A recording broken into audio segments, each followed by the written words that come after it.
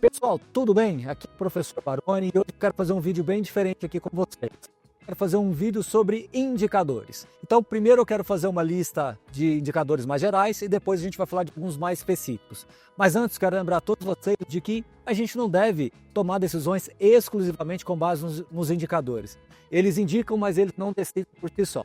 Mas vamos lá, 3 indicadores gerais. O primeiro deles é o PVP, que é a relação do preço sobre o valor patrimonial. Se esse número estiver acima de 1, significa dizer que aquele fundo está com ágio. Abaixo de 1, ele está com algum desconto. E 1, ele está ao par. Outro indicador é o Dividend Yield. O Dividend Yield ele é com base nos rendimentos anualizados dividido pela cotação. E aí você vai ter um Dividend Yield do passado, dos últimos, do último ano. E o outro indicador, ele é um indicador que mede o quanto aquele fundo está negociando acima dos títulos IPCA+. Então você tem ali um spread acima do título IPCA+. Por exemplo, se você tiver hoje IPCA mais 7, se você tiver um fundo imobiliário negociando com um dividend yield de 9, por exemplo, você tem um spread de 2% em cima do título IPCA+. A inflação é desconsiderada dos dois lados justamente porque você tem os contratos que corrigem e protegem contra a inflação, assim como o próprio Tesouro. No caso do fundo de papel, esse spread tende a ser um pouquinho maior, justamente porque você tem essa correlação. Agora, pessoal, eu quero trazer para vocês algumas coisas mais específicas. Por exemplo, quando você vai analisar um fundo imobiliário, alguns indicadores bem interessantes. Por exemplo, a relação ali dos resultados com as distribuições. O quanto os resultados estão acima ou abaixo da distribuição. Lembrando que um indicador que deriva deste número é justamente o indicador de reservas acumuladas. Se aquele fundo está conseguindo ter resultados maiores do que você vai elevando as reservas. Isso vale para qualquer tipo de fundo, então é muito importante ter este acompanhamento. Um outro indicador também bem interessante é você olhar a relação das despesas com as receitas. Você vê quais são as despesas relacionadas operacionais, vacância, eventualmente também despesas financeiras, e aí você divide pelas receitas totais. Então você vai também ter uma métrica. Os fundos, em geral, eles têm ali entre 8 e 12 dessa relação despesa-receitas, tá?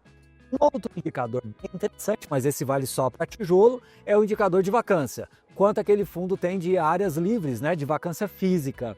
Você também pode ter uma vacância financeira, eventualmente uma inadimplência, uma carência.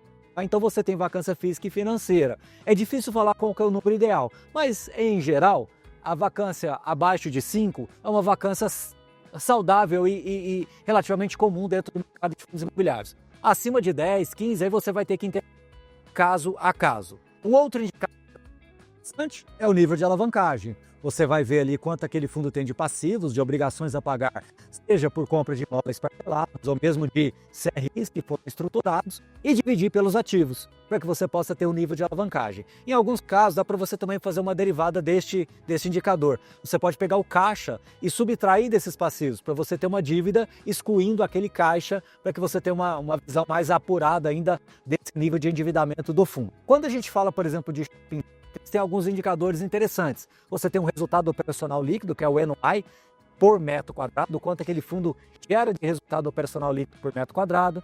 Você tem as vendas por metro quadrado, os aluguéis das mesmas lojas, as vendas das mesmas lojas, e você tem indicadores de inadimplência, de desconto. Então, à medida que você vai aprofundando nos fundos, você vai entendendo os setores, você vai entendendo também que indicadores podem mudar, tá? Um outro indicador que a gente olha, mas nesse caso mais para fundos de papel, é a taxa média ponderada da carteira. Se ela é IPCA mais 8, CDI mais 3, mais 4, o quanto também aquele fundo tem de exposição a operações que têm obras, vendas. Então você também consegue ver esses indicadores dentro dos relatórios gerenciais, Você vai buscando essas informações.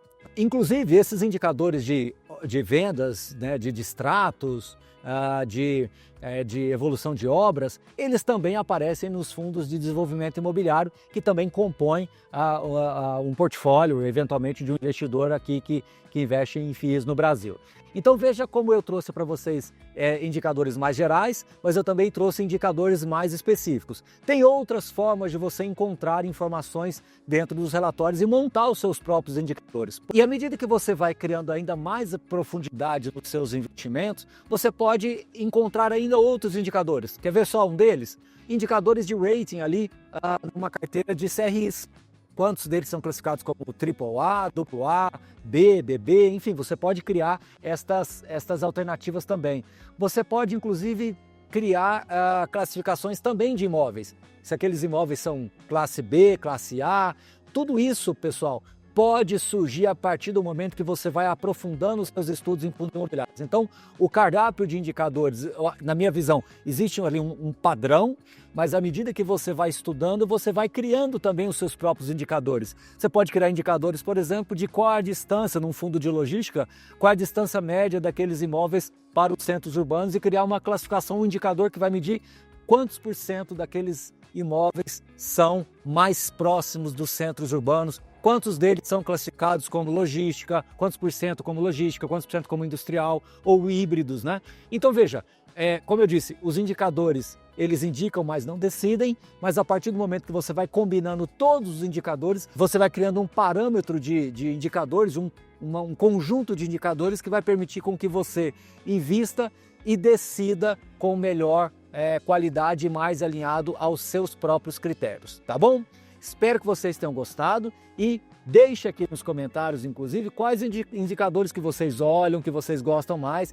E se eu deixei de falar de alguns indicadores aqui, coloque aqui embaixo no comentário que a gente pode gravar um outro vídeo para vocês, tá bom? Então até a próxima, muito obrigado. Quem não se inscreveu, se inscreva e assine as notificações. Um grande abraço e até a próxima. Valeu!